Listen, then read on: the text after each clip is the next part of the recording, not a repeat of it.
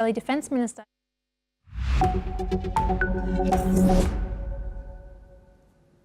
Hello and welcome, I'm Ellie Richardson and you are watching the World Report on NewsX World. Let's take a look at some of the top headlines of this hour.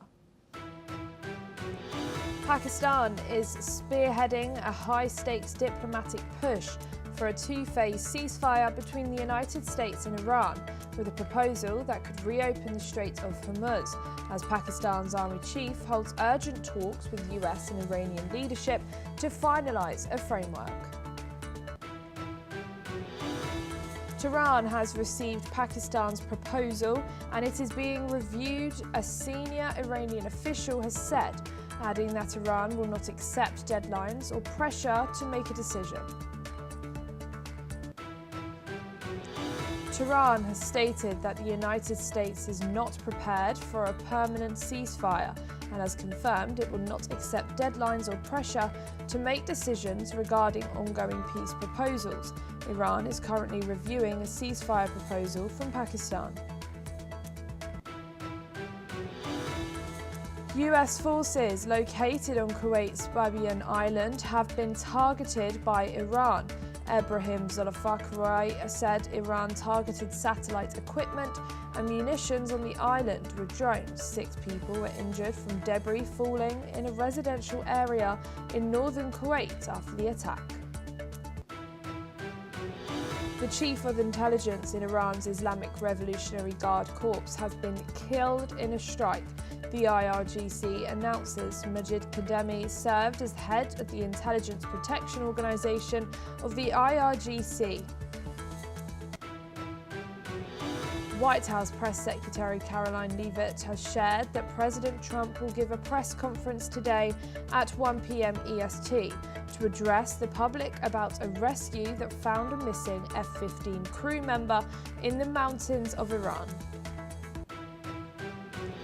The Artemis astronauts entered the final phase of their run-up to a lunar loop today, a tipping point of sorts that means the moon's gravity is now having a stronger pull on the spacecraft than Earth's. The milestone marks the beginning of a high-speed loop around the moon that will take humans farther from Earth than ever before. A Russian drone attack on Odisha killed 3 people, including a 2-year-old child, and injured 16 others. President Zelensky warned that a prolonged war between Iran and Israel benefits Moscow by shifting global attention and reducing critical Western support. And we start this hour with some breaking news. Iran has once again rejected US demands for a ceasefire. Ismail Baqai claimed that the US and Israel wants a ceasefire so that they could take a pause to renew strength and prepare to commit crimes again. He has further stated that Iran's demand is an absolute end to the ongoing war. Listen in. یعنی چی؟ آتش بس یعنی که مدت کوتاهی رو وقفه ایجاد بکنند برای تمدید نیرو و برای ارتکاب مجدد جنایت. هیچ عاقلی این کار رو انجام نمیده. مطالبه ما پایان جنگ تحمیلی با همراه با اطمینان از اینکه این چرخه نامیمون تکرار نشود. بر اساس منافع خودمون، بر اساس ملاحظات خودمون، مجموعه مطالباتی که داشتیم و داریم رو مدون کردیم. ببینید ما خجالت نمی‌کشیم از اینکه مطالبات خودمون رو، خواسته های مشروع و منطقی خودمون رو فریاد بزنیم. اینکه در مقابل یک طرحی جمهوری اسلامی ایران دیدگاه‌های خودش رو خیلی سریع و شجاعانه مطرح بکنه به هیچ عنوان نشانه کوتاه آمدن در برابر دشمن نباید تلقی بشه. مذاکره به هیچ عنوان با التیماتوم، با جنایت، با تهدید به ارتکاب جنایت جنگی سازگاری نداره. جمهوری اسلامی ایران و ملت ایران تجربه بسیار بسیار تلخی از مذاکره با آمریکا داره و این تجارب رو ما به آسانی به دست نیاوردیم که بخوایم به آسانی نادیده بگیریم. We are now being joined by Dr. Emmanuel Navon, who's an international relations lecturer at Tel Aviv University and senior fellow at Jerusalem Institute for Strategy and Security, joining us from Tel Aviv. Thank you so much, Doctor, for joining us here today and for this breaking on NewsX World. As we just heard, Iran has once again rejected US demands for a ceasefire. Now, earlier today, we heard about this possible 45-point plan that was going to be split in two for a peace plan that Pakistan has said they'd mediate. And now Iran has rejected it completely, saying they're only doing this so they could prepare to commit crimes again. Do you think we're ever going to get to a point where we're going to be able to have somewhat of a ceasefire and a peace plan put in place? Well, I think what is left of the leadership of the Islamic Republic of Iran is completely delusional. Both the United States and Israel have complete air control and superiority over Iran, and we're a few hours before the end of the deadline set by President Trump, before the complete destruction of the civilian infrastructure of Iran, of its infrastructure, as I said, but also of its energy network.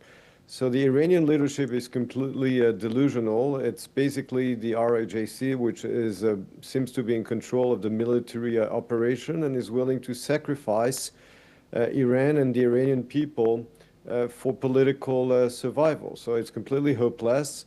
And as I said, we are just a few hours before the deadline set by President Trump.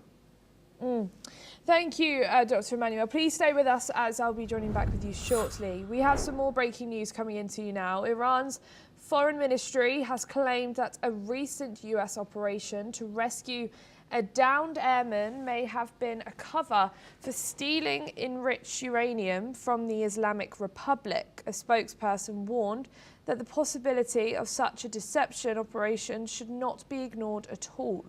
The Iranian official compared the outcome of the mission to the failed US rescue attempt in Tabbas in 1980, calling it nothing more than a repeat of Tabbas II.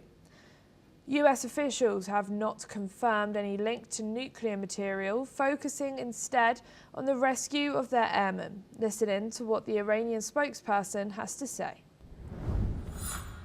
این که احتمال دارد این یک عملیات فریب برای دزدیدن اورانیوم غنی شده بوده باشه به هیچ عنوان نباید نادیده گرفت. اما عرض کردم آنچه که مشخص است نتیجه این عملیات چیزی نبود جز We are now being rejoined again by Dr. Emmanuel Navon. Thank you for joining us back here for this other breaking coming on.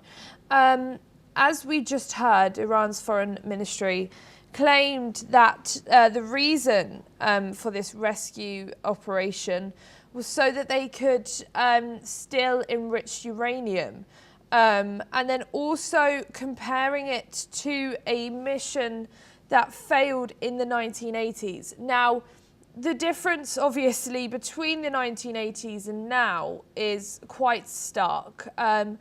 Also, how credible do you think this statement is from the Iranian Foreign Ministry about them stealing the enriched uranium?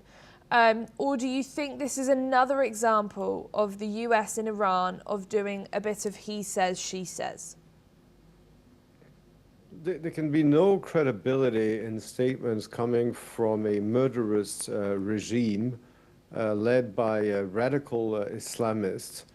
We've heard the lies of the leaders of the Islamic Republic many times, including, by the way, their claim that their nuclear program was not military. That is obviously a lie, because if it was not military, if its purpose was civilian, why would they need to enrich uranium at such a high level? Same thing regarding their long-range missiles, which they claimed could not reach Europe. Now we know they do, because a couple of weeks ago they fired a missile that reached the Indian Ocean and that therefore could reach also Northern and Western Europe. So the Islamic Republic of Iran is led by liars. We know that, or we should start to understand that. And therefore, any statement coming from officials from the Islamic Republic, or what is left of its leadership, should be treated at least with a lot of skepticism. Thank you, Doctor. Again, please stay with us as I'll be joining back with you shortly. We're now moving on to the top stories of this hour. Iranian attacks have hit more than 20 sites across central Israel in the latest escalation, with Israeli authorities reporting at least 28 impact locations. Emergency services say the strikes involved cluster munitions, causing damage to residential and urban areas in cities including Ramat Gan, Bnei Brak and Givatayim. A man in his 40s was moderately wounded in the attacks, according to medics, while residents report falling debris and significant disruption. Israeli media confirmed that cluster munitions also landed near Tel Aviv, affecting Bnei Brak and Patei Tikva, raising concerns about civilian safety in densely populated areas.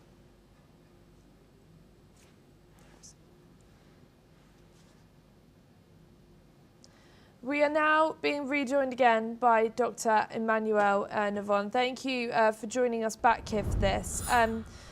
As we just heard, there's constant strikes going on. Israelis are still taking shelter. With the killing of Iran's IRGC intelligence chief, is Iran now acting out of the fact that they feel like they need to act harder and continue with more strikes due to this? Or is Israel deliberately targeting the core of Iran's security leadership? And can such precipitation strikes actually weaken Iran's military response? Well, it has already weakened it. The operation, as we know, started on the 28th of February.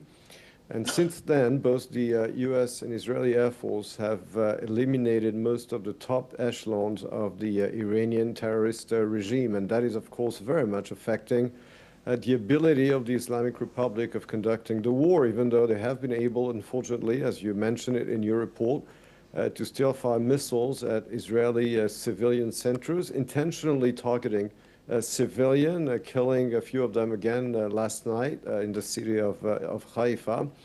The fact that, as I said, both Israel and the United States have eliminated the top echelons of this regime has, of course, and continues to affect its ability to conduct the war. And we need to understand that this is not an easy operation from the U.S. and from the point of view of the U.S. and of Israel.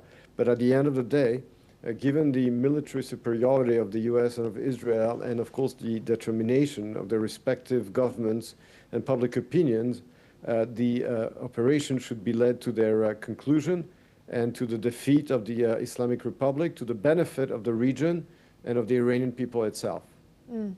Thank you so much, Dr. Emmanuel, for joining us here on NewsX World. It's always a pleasure speaking with you. Thank you. Iranian attacks have hit more than 20 sites across central Israel in the latest escalation, with Israeli authorities reporting at least 28 impact locations. Emergency services say the strikes involved cluster munitions, causing damage to residential and urban areas in cities, including Ramat Gan, Bnei Brak and Givatayim. A man in his 40s was moderately wounded in the attacks, according to medics, while residents report falling debris and significant disruption. Israeli media confirmed the cluster munitions also landed near Tel Aviv.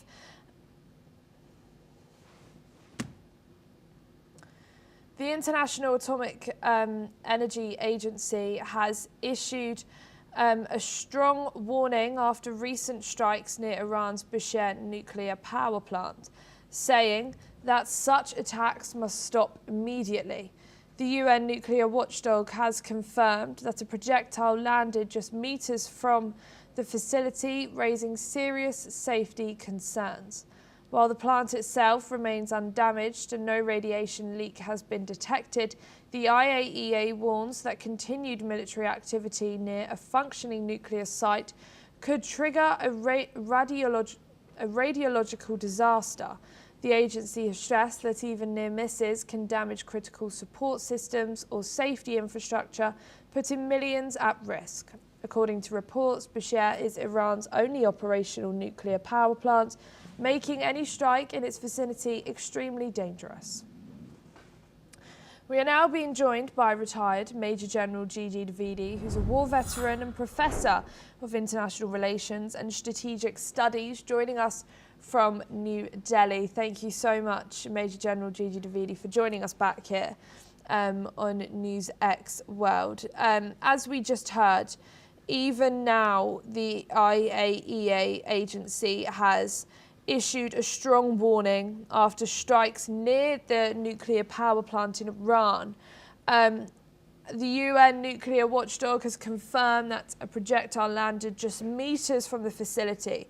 Is the fact that now even UN watchdog, the IAEA, are sending out warnings and sending out statements saying this needs to stop, is this showing the absolute significance of this situation to everyone else?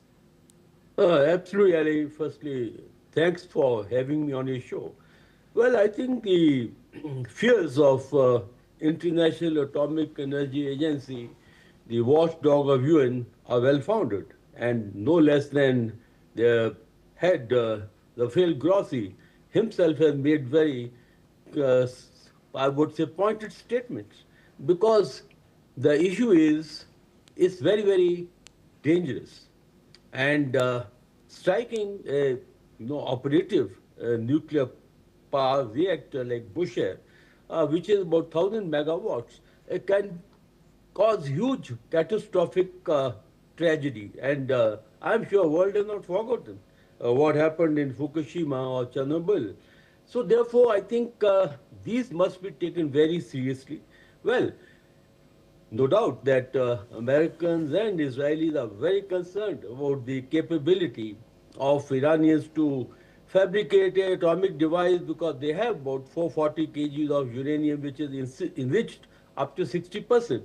But then this human tragedy also must be taken into consideration, because if there is a radiological fallout, then you rightly said that millions of citizens would be affected, because this power plant is in southern Iran, and incidentally, it was fabricated by the Russians, and almost something like 198 workers are still working there. So I think this warning must be taken very seriously, and good sense must prevail among the Americans and the Israelis not to target this installation, because it can turn out to be a catastrophic human tragedy. Ali. Thank you, Major General Gigi Davidi. Please stay with us, as I'll be back with you shortly. We have some breaking news coming in now. The White House has confirmed today that a proposal for a 45-day ceasefire with Iran is under consideration, but President Donald Trump has not signed off on it. US media reports say the proposal came from mediators trying to de-escalate the ongoing Middle East conflict. The White House clarified that military operations, including Operation Epic Fury, will continue while the proposal is reviewed. Trump is expected to provide additional details on the conflict during a press conference scheduled for 1 p.m. local time and 5 p.m. GMT. US-Israeli strikes have hit a second Iranian petrochemical plant near Shiraz. According to the authorities, the fire has now been contained. This comes after a strike reportedly targeted Iran's South Pars petrochemical complex in the southwestern energy hub of Asluya. As per reports that said attacks hit petrochemical facilities, including the Jam and Damavan plants. Local media reported that companies that provide electricity, water and oxygen to Asluya were attacked, but the Pars petrochemical company has not been damaged. It added that the electricity supply to all petrochemical units have been cut. Meanwhile, Israeli Defense Minister Israel Katz confirmed that the military had struck what he called Iran's largest petrochemical facility. Katz claimed that the targeted facilities account for about 85% of Iran's petrochemical exports and are no longer operational. Listen in. צה"ל תקף כעת בעוצמה את המתקן הפטרוכימי הגדול ביותר באיראן, שנמצא בעיסאוויה, יעד מרכזי שאחראי לכ-50% מהייצור הפטרוכימי במדינה, וזאת לאחר שבשבוע שעבר הותקף המתקן המרכזי השני. כעת שני המתקנים, שאחראים יחד לכ-85% מהייצור הפטרוכימי של איראן, הוצאו מכלל שימוש ואינם מתפקדים. We are now being rejoined again by retired Major General Gigi Davidi. Thank you for joining us back here for this. With both sides increasingly targeting oil, gas and petrochemical assets, has this conflict entered a dangerous phase of energy warfare with global consequences? President Trump had issued the final ultimatum. That is after 48 hours. In case Iran does not open the Strait of Hormuz, then they are going to strike very hard. And now they are striking at the civilian installation, energy, installations, because basically what Americans are now looking at is what we call strategic rupture, means to break the backbone of Iran, and that means the energy sector, because that is really sustains the Iranian economy, and that is very, very critical. And in case they destroy these oil installations, the gas installations like South Pass, well, this is going to seriously handicap the Iranian capability to continue to wage the war. So I think this is the very, very critical arena. And there are going to be response from the Iranian side as well. They will be targeting, they in fact have already targeted a couple of oil installations in Kuwait and in the Bahrain and the other Gulf regions. So I can only make two very subtle points. First and foremost, the war has now entered a very, very intense and dangerous phase, because once you start engaging or targeting the civilian installations, and especially energy installation, is going to have a cascading effect globally.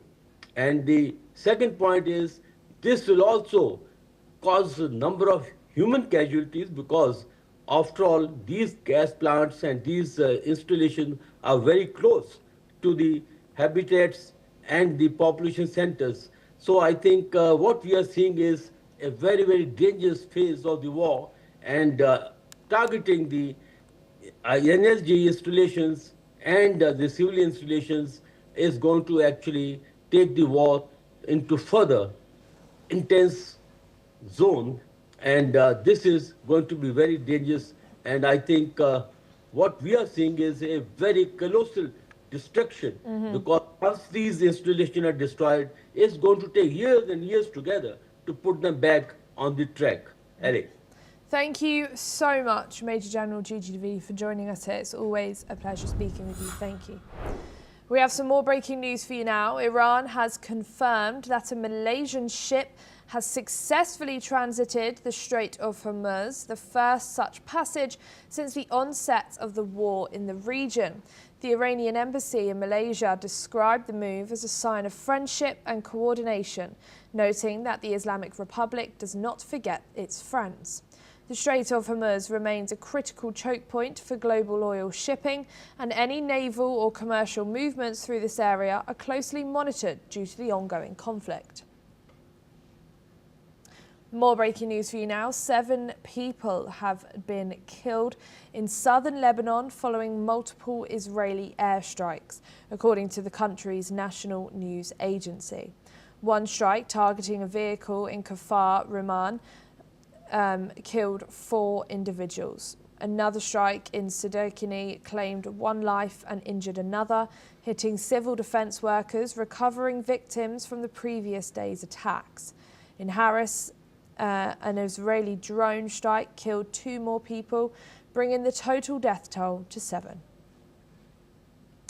An Israeli strike on an apartment east of Beirut has killed a local official from a Christian political party, sharpening internal divides over Hezbollah and Israel's strikes expand to new parts of the country. According to reports, damaged building and scattered debris, with Lebanese soldiers present at the site. Lebanon's health ministry has said that the strike hit an apartment in Ain Saadeh, a predominantly Christian town in the hills east of Beirut, killing a man and 2 women. Ain Saadeh's mayor has said that the victims were 1 floor below the targeted apartment. The Lebanese Forces Party, a fiercely anti-Hezbollah Christian party, identified 2 of the dead as Pierre Moad. Meanwhile, here's what a local resident had to say. قاعد على البلكون، أنا البلكون الثاني مش هيدا، البلكون الثاني أنا ومرتي، سمعت الضجة وهز البلكون كله سوا، يعني نطيت على مرتي إنه تشوف إذا قومي من تحت الإزاز بلكي هذا الإزاز وغيره، بعدنا عم فكر إنه الضربة مش عنا، لأنه كل ما يصير في ضرب ببيروت خاصة منطقة عين رماني كنا نسمع الضرب هون، نحن فكرنا الضرب تحت. Hungary's Prime Minister Viktor Orban has suggested that Ukraine would be willing and able to sabotage Hungary's gas supply after powerful explosives were found near a pipeline in Serbia that carries Russian gas to the country. Orban has said that he would not accuse Ukraine of planting the explosives without proof, but said the incident fits into a series of events. Listen in. Ezért van az, hogy Magyarországon, bár ukrán gázblokkád alatt vagyunk, mégis képesek vagyunk ellátni Magyarországot gázzal és ebből fakadóan energiával. Ezért fontos ez a vezeték, ez a köldögzsinórunk. Ha ezt elvágják, akkor a magyar gazdaság megállt, és magyar családoknak a 100 000-ei maradnak gázellátás nélkül. Nem rombolnám tovább az ukrán-magyar kapcsolatokat sem azzal, hogy tények ismerete nélkül megvádoljak bármilyen országot, mondjuk Ukrajnát. Tehát ezt nem tenném meg, egész addig, amíg tények nincsenek a kezünkbe, addig ezt nem teszem meg. Az azonban kétségkívül igaz, hogy az, amit most itt tapasztalunk, az illeszkedik egy eseménysorba, hiszen az ukránoknak van ilyen képességük, és hajlandóak, meg képesek is arra, hogy ilyesmit tegyenek. According to reports, Serbia has prompted political scrutiny in Hungary at a sensitive time days before a national election, with Orban's party trailing in opinion polls.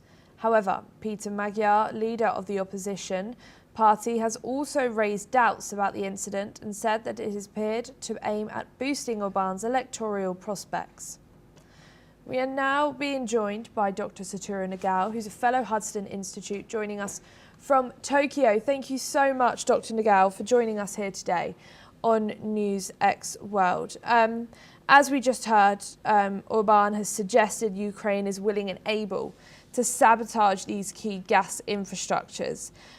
Is this a genuine statement which could have some credibility, or politically charged accusation without any evidence? Yes, indeed, who did this is a little bit unclear, I should say, because what kind of effect came from such kind of incident is unclear. Who will get the benefit is unclear. Because, yes, it is true, President Orban's party faced a serious situation in the next election, and 1 week later it will come. That is true. But at the same time, still, the result of the election, people cannot expect because of the election system, because of the last 16 years, always the governmental party got the majority. And so that's why there is a possibility that still the ruling party can keep their majority. So that's why it is unclear. We cannot expect a certain result of the election. And under such kind of situation, if the explosion has happened of the pipeline or the even if the explosion hasn't happened, they found explosive and people worry about security. Who will get the benefit is unclear because, yes, it is true, the opinion is different. The current Orban's party want to import oil from Russia. And in case of the opposition party, TISA, which is candidate to be the new ruling party in the next election, people expect, but that ruling party want to find alternative source of energy. That is true. But at the same time, if explosion happens, is each related with their policies? Indeed, it is unclear. But one possibility exists. If the pipeline was exploded and Hungary faced the energy crisis, in this case, President Orban can declare that they need to postpone the election. But that is only one possibility. The President Orban can declare and avoid a serious situation. But it is also true that even if they delay the election, will he win the next election? That is doubtful. And still, the result of the election, the people cannot expect certainly. So that's why, simply said, who did it is based on who will get the benefit. It's unclear, so due from the motivation, we cannot identify who did it. Thank you so much, Dr. Saturnagal, for joining us here today on NewsX World. Thank you. Indonesia will allow airlines to raise ticket prices by increasing the fuel surcharge while waiving certain airline-related taxes. Senior economic ministers Erlangga Hartarto said Monday. The government announced that airlines can hike fuel surcharges up to 38% of the upper airfare limit, but it will also introduce tax exemptions and other measures to keep ticket prices manageable amid the ongoing war in the Middle East. This policy includes value-added tax exemptions for airlines and import duty relief for aircraft spare parts. Airline hike ranges will be between 9 and 13%, lower than the 50% surcharge requested by airlines, according to Transport Minister Budi Pawagandhi. The measures will be in effect for the next 2 months, with the government monitoring developments in the Middle East to determine future adjustments. Listen in to what the senior economic minister had to say. Pemerintah mempersiapkan langkah mitigasi strategis agar harga tiket tetap terjangkau di masyarakat. Jadi pemerintah yang kita jaga adalah harga tiketnya. Dan sebagai langkah tersebut, Kementerian Perhubungan atas nama pemerintah menaikkan fuel surcharge. Itu fuel surcharge kemarin sudah naik 10%, sehingga berbasis daripada angka batas atas tarif di tahun 2019. Dan kemudian disesuaikan lagi menjadi 38%, di mana ini sama untuk jet maupun propeller. Sebelumnya jet hanya 10% dan propeller 25%. Sekarang semuanya disesuaikan menjadi 38%. Untuk menjaga kenaikan harga tiket domestik agar tetap terjangkau oleh masyarakat, maka pemerintah menjaga kenaikan harga tiket hanya di kisaran 9-13%. Dalam menetapkan fuel surcharge, kami telah berkoordinasi dengan seluruh airlines yang beroperasi di Indonesia, khususnya yang domestik, sehingga kami dapat menetapkan bahwa untuk kenaikan fuel surcharge adalah 38%. Kami tidak sepihak dalam menetapkan kenaikan fuel surcharge. Ini adalah dalam bentuk koordinasi dan masukan dari pihak-pihak, khususnya dari pihak airlines. That is all we have time for this hour. Keep watching NewsX World for more news updates from around the world.